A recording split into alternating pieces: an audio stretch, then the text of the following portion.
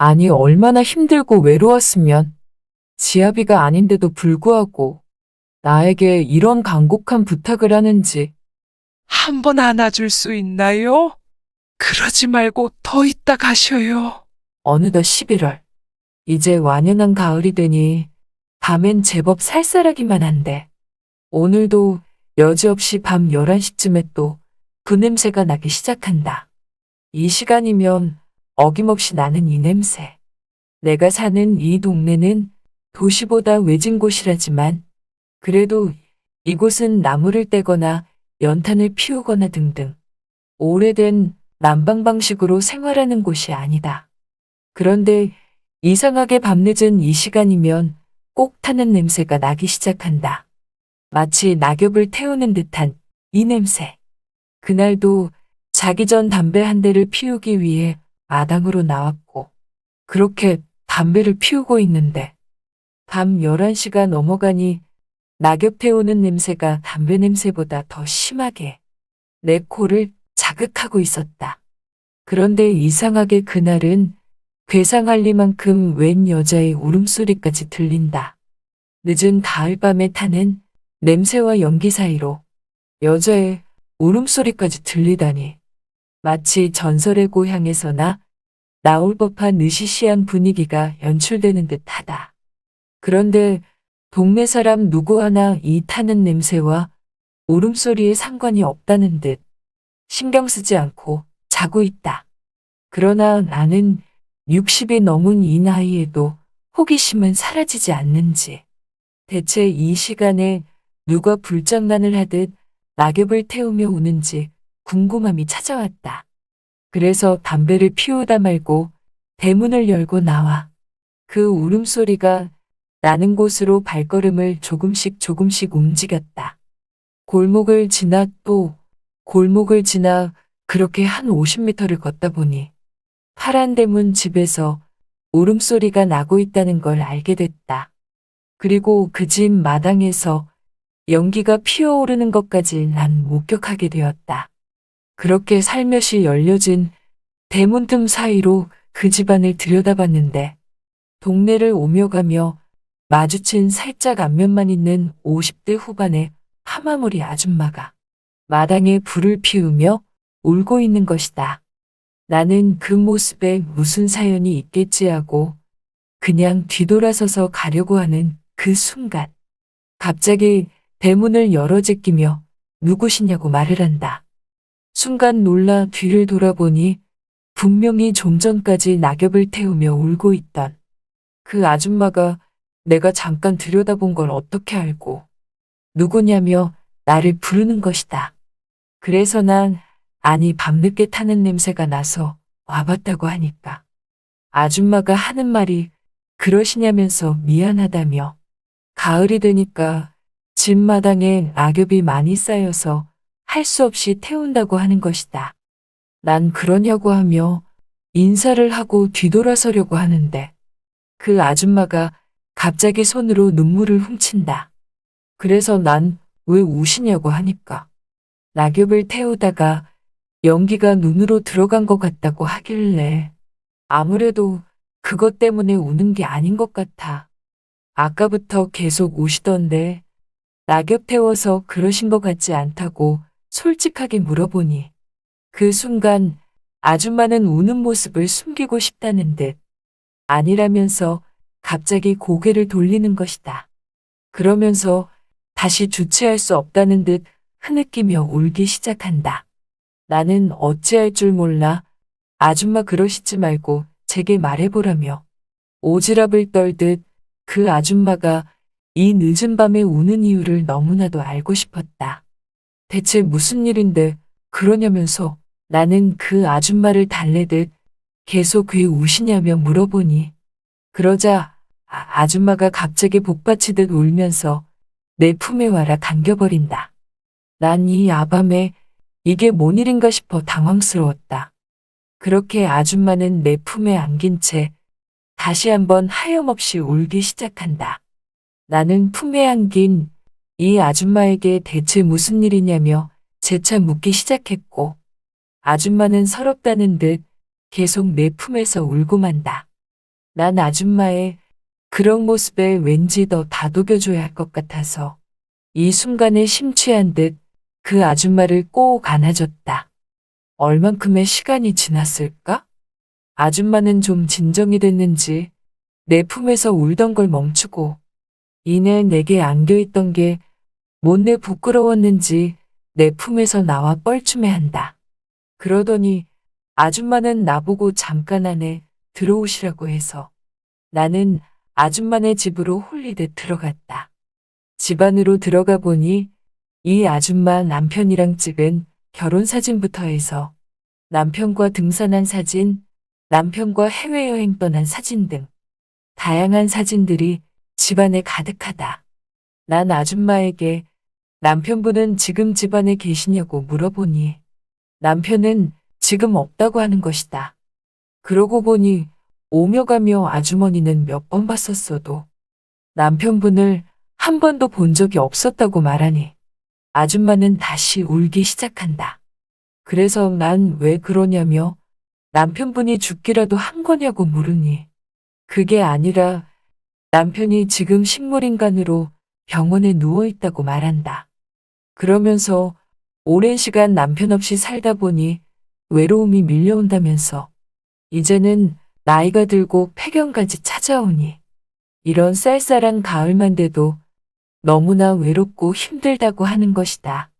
이 집으로 이사와서 가을만 되면 남편과 하던 게 마당에 쌓인 낙엽을 태우는 거였는데 이제는 남편이 식물인간이 된 지 어느덧 3년이 넘어가니 이 일마저도 혼자 하게 된다고 하는 것이다.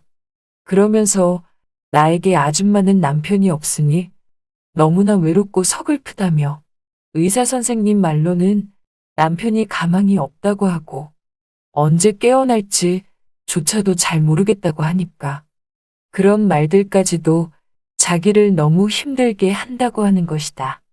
그러면서 아줌마는 다시 울기 시작한다.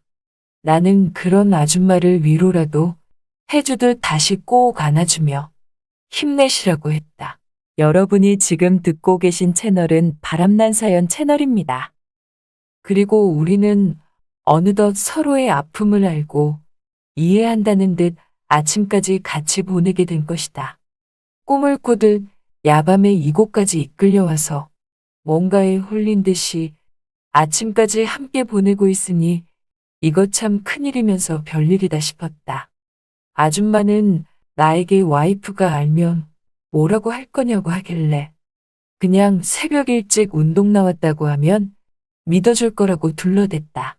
그러자 아줌마는 그러냐며 갑자기 내 품에 다시 편안히 안긴다. 지금 이 순간 난 이 아줌마가 좋은 건지 아니면 단지 위로를 해주고 싶어서 그런 건지 나조차도 이유를 모르겠다. 어쩌다 보니 난 이 집에 들어오게 된 것이고 이 아줌마는 나를 마음에 들어한 것 같았다. 그러면서 아줌마는 갑자기 나에게 주고 싶은 게 있다면서 장롱 쪽으로 걸어간다. 그래서 뭔데 그러냐고 물으니 남편 주려고 명품샵에서 산 옷인데 남편이 저렇게 되고 나니 옷만 썩히고 있다며 선물로 나에게 주고 싶다고 하는 것이다. 그러면서 그 옷을 들고 나에게로 가지고 왔는데 정말 수백만 원 하는 고가의 명품 옷이었다. 난 이렇게 비싼 걸 자기를 줘서 되겠냐며 말하니 아니라며 받으라고 하는 것이다.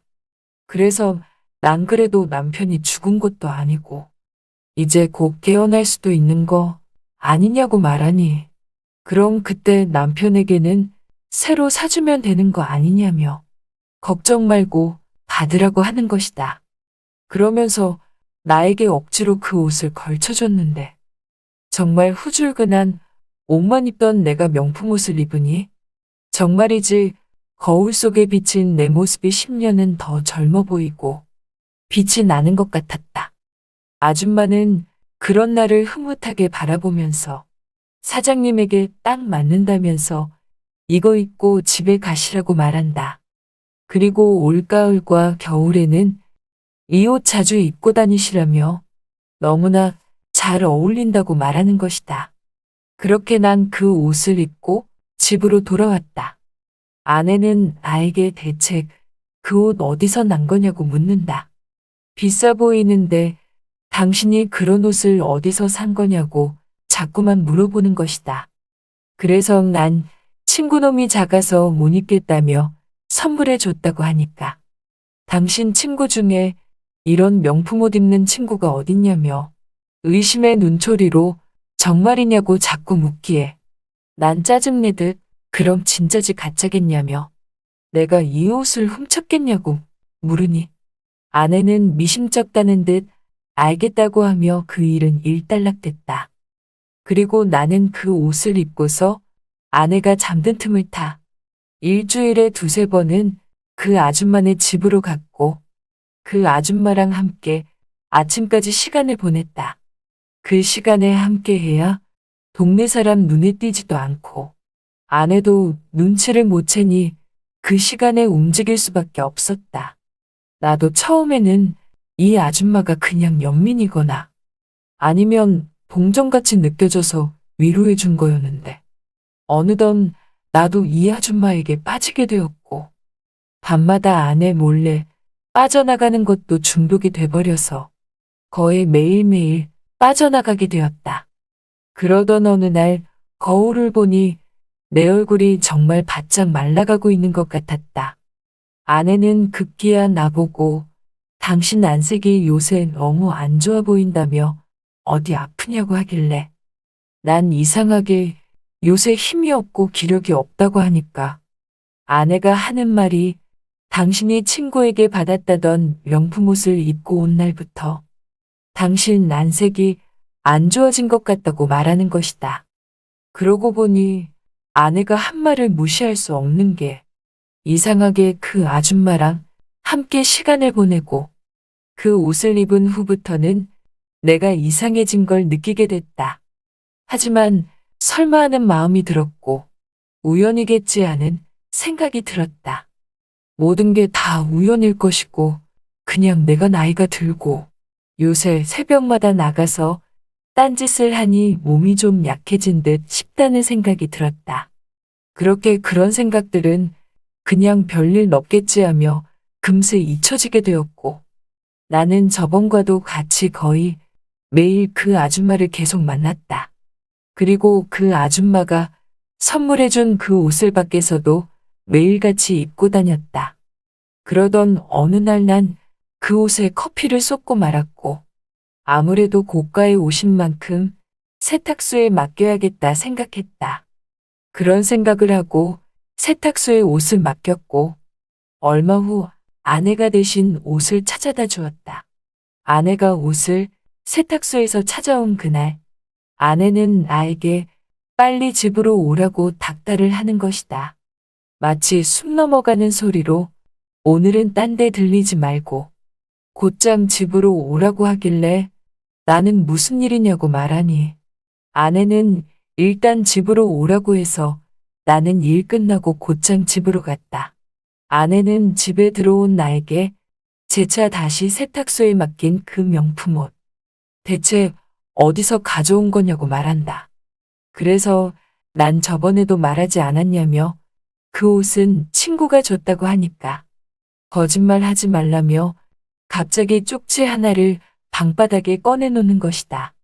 그래서 이게 뭐냐고 물어보니 오늘 낮에 당신이 맡긴 저 옷 세탁소로 찾으러 갔는데 세탁소 주인이 세탁하려고 여기저기를 뒤져봤는데 주머니 안쪽 깊은 곳에 이상한 게 잡혀서 확인해보니 그 안에 저 종이가 들어있었다고 하는 것이다. 아무래도 저 종이를 빼고 드라이클리닝 해야 할 것 같아서 일단 빼야겠다 싶어 꿰맨 자국 그대로 뜯어서 종이를 뺐는데 그 안에 이 부적이 들어있었다고 말하는 것이다. 난 너무 놀라서 그게 정말이냐고 하니까 정말이라며 이 부적 대체 뭐냐고 말하니 나도 뭔가 무서워졌다. 하지만 더 이상 이 옷에 대해 아내에게 말했다가 바람핀 것 또한 알게 되니 그것 또한 예산일이 아니라고 느껴졌다. 난 놀란 아내에게 다시 아무렇지 않은 척 이 부적 나도 알고 있던 거라면서 이 부적은 재물을 많이 가져다 주는 거라며 당신 많이 놀랬겠다며 얼버무리듯 상황을 마무리 지었다. 그리고 곧장 난 그 부적을 가지고 그 아줌마네 집으로 갔다. 난 아줌마에게 그 옷을 던지며 부적까지 바닥에 내팽겨치면서 대체 이 부적 뭐냐고 화를 내며 말하니 아줌마가 뭔가를 들킨 듯 놀란 얼굴로 나를 바라본다. 난 아줌마에게 이러려고 나에게 이 명품 옷 준 거냐고 하니까 갑자기 아줌마가 또 우는 것이다. 난 다시 그 울음에 안 속는다며 대체 나에게 무슨 짓을 한 거냐고 말하니 아줌마는 그제서야 울음을 뚝 그치며 미안하다고 말을 한다. 자긴 무당이 하라는 대로 한 것뿐이라며 식물인간이 된 남편을 살리는 길은 그 길뿐이라서 어쩔 수 없었다고 말한다.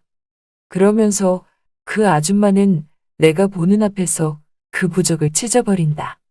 그리고는 다시 눈물을 흘리며 자기가 남편 살리고자 괜한 멀쩡한 남자까지 죽일 뻔했다며 정말 미안하다고 무릎을 꿇는데 그 모습을 보니 더 이상 뭐라 할 수가 없었다. 그리고 솔직히 나한테는 잘못한 일이지만 약간은 이해가 되기 시작했다. 난 뒤도 안 돌아보고 그 집에서 나왔다. 그런 일이 있고 그 후로 새벽에 몰래 그 집에 가는 일도 없었고 난 그 아줌마를 만나지도 않았다.